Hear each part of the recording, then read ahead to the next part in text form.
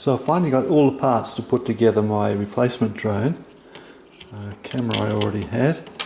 So looking at the frame, I've just got an old damaged flight controller on ESC stack in there at the moment, but I've got the new one.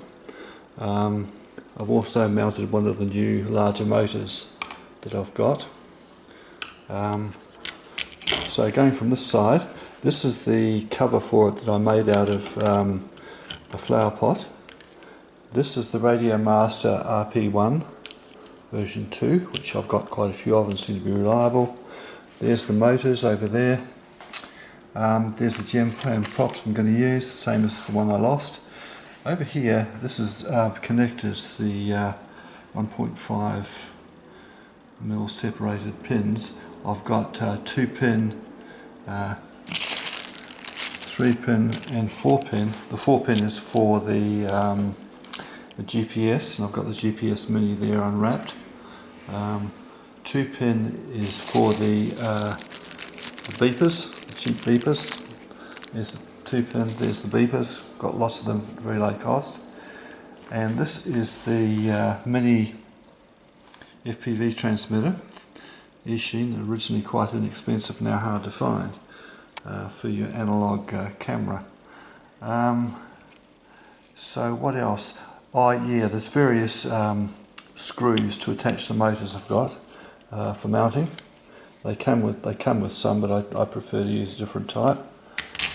So all I have to do is to sit down. I've got to drill out and respace for the motors, the arms, attach the motors, mount the flight stack, and away we go. So that'll be the subject of another video.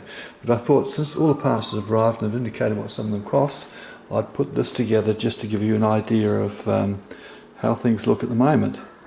As I say, I'm taking my time putting it all together. I've got another one that flies okay, and a few other things to do, but this is just a glimpse of how I'm getting on, in case you're wondering. So when it comes to camera mounting, what I do is I put it in a foam block like this. The smaller camera I was using, which I fear is less reliable than these larger, simpler cameras, so I've just got to cut out some foam so that'll mount there as well. The other thing is I use these stainless steel nuts, M3, and that's the screw or bolt that goes with it that comes through the arms to mount the motors. So with a couple of these nuts on it, it mounts the motor up a bit higher so you get good airflow underneath, which seems to work out well. So this is the high strength lightweight plastic material I use for the covers. And in case you're wondering where it comes from, it costs of under $3 Australian. You go to Bunnings and you get a pot like this, and out of this you can cut 3 or 4 covers. So it works. So that's about it for this stage of the build, so until later, bye.